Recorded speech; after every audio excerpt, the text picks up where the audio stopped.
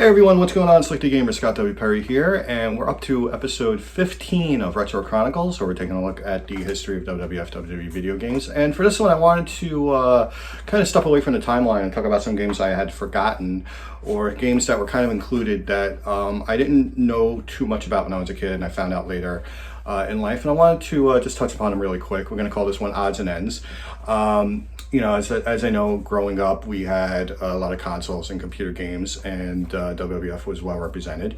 As I said, the first WWF video game ever was Micro League Wrestling, which came out in 1987 for personal computers, primarily the Commodore 64, which is the version that I have.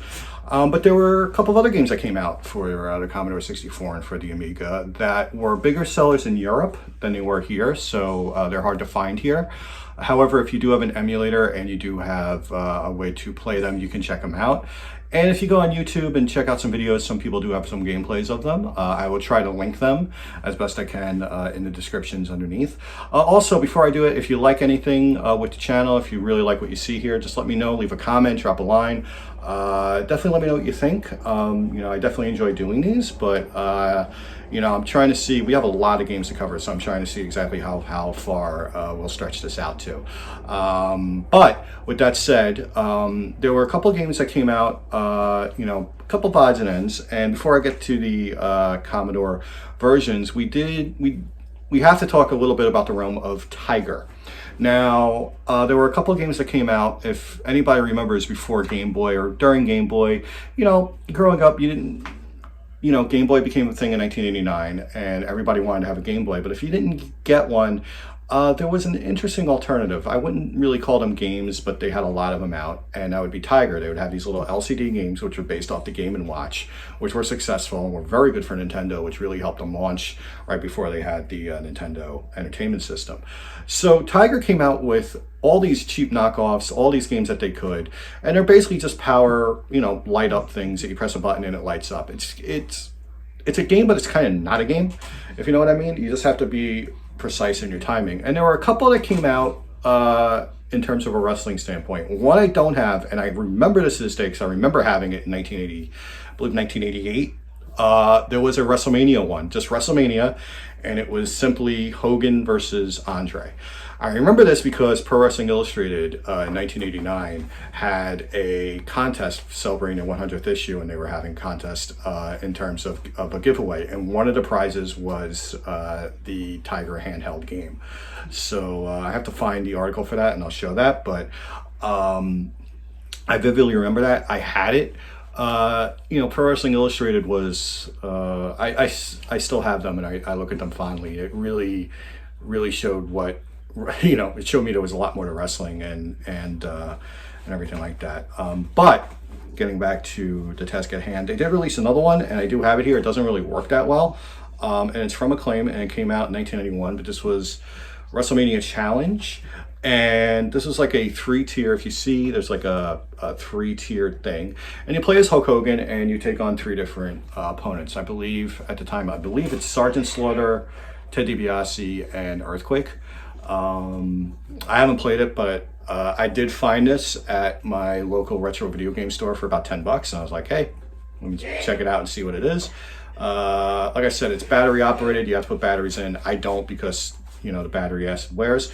But this was just one example of it.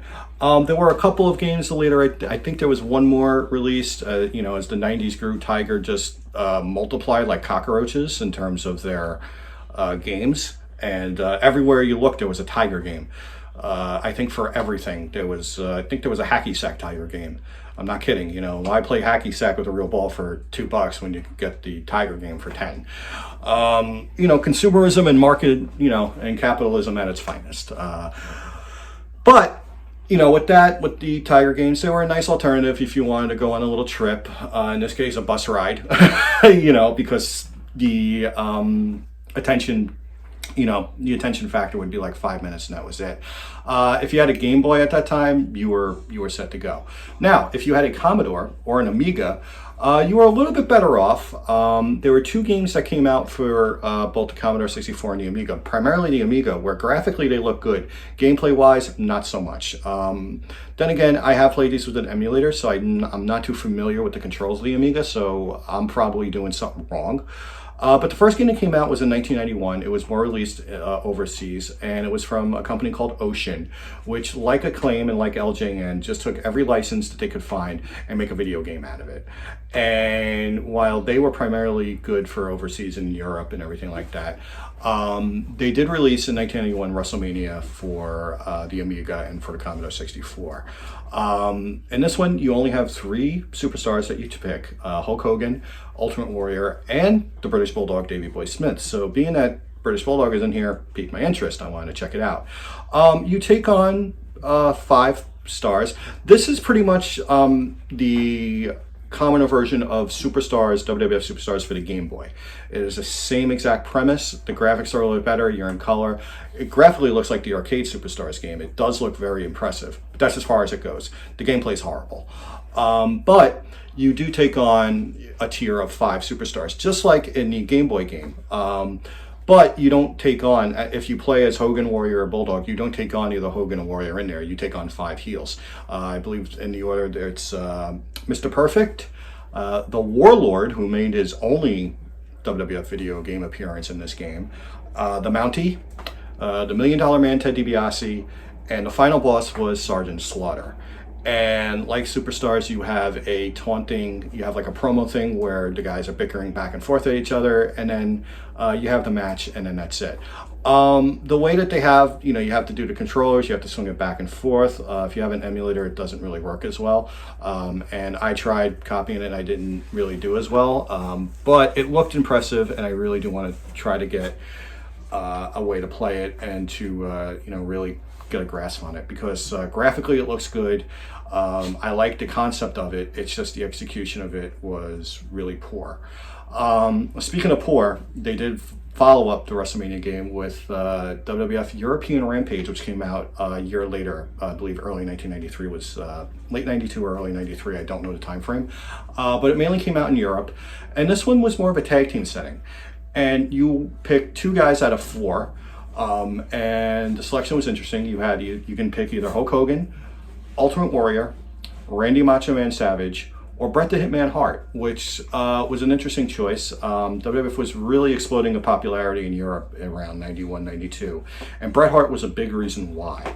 So for people who say Bret Hart isn't like a legend compared to Hogan, in retrospect, Bret opened up the doors for WWF internationally in a way that for Europe that Hogan kind of did in Asia in some way. I think Bret was more responsible for that, and I think Bret should get a lot of credit for it that he doesn't for it, and I have to say that. Now, yes, I'm biased because Bret Hart is my all-time favorite wrestler, but I have to say that.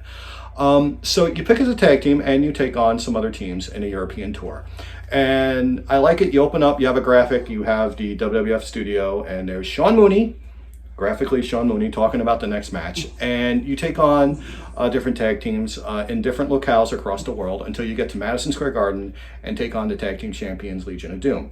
Now, the teams you take on the Nasty Boys, the Natural Disasters, and Money Incorporated. And then you go and take on the Legion of Doom. So you have a good roster here. You have 12, I believe. 1, 2, 3, 4, 8. Yeah, 12. You have 12. You can only play as 4, but you have 8 that you can play against. And it's like, all right, you got 12, you got tag teams, it's well represented, the gameplay, you got this presentation, you got Sean Mooney, you got, the graphics look really good, and then you get to the gameplay, and you have no idea what the fuck you are doing. It is just kick and punch. It looks like Steel Cage Challenge. And it's like you go from the the colorful 16-bit brights of the WrestleMania game, even though the gameplay was bad, it looked great. This one, it looks bad, and it plays bad. And, I kind of feel bad for my European friends because that's mainly what they had to play on their computers. It was released here, but very barely, and with good reason. But overall, European Rampage, I I would say probably one of the worst of the retro console era. But you know, we would have some odds and ends throughout the history of WWE. You know, this was pre-mobile games, so these would kind of be the equivalent. The Tiger games would kind of be the equivalent of some of the mobile games today. And you know, today you have a lot of games that they try to get some retro feel to it, but you just can't. WWE themselves came out with a game, mobile game. It only came out for a year, called WWE Universe, which I did like. You know, it had a 16-bit look to it. They kind of just mapped out the superstars, but it was them. You only had 30-second matches, but you had a roster of about 150, and it was basically the entire Hall of Fame roster. I would love to see if they would just put that out just normal, you know. I think people would play it and people get a kick out of it, you know. So hopefully they can do something like that soon. But overall, these are some odds and ends. Like I said, you know, if you can find them, great. I wouldn't stress to have them in your collection. But it really showed how WWF, WWE tried to be everywhere. And in some cases succeeded, in some cases didn't. All right. For that, this is another edition of Retro Chronicles. Next time, we're going to go back onto the timeline, and we're going to get right into the era that everybody loves and everybody talks about to this day, everybody's fond of, the Attitude Era and WWF Warzone. And we're going to get to that because I know on my channel, my Warzone gameplay videos are among the most popular. So I can't wait to talk about it and detail that. And that's next time on Retro Chronicles. Until then, this is Scott W. Perry, Slick the Gamer, signing off.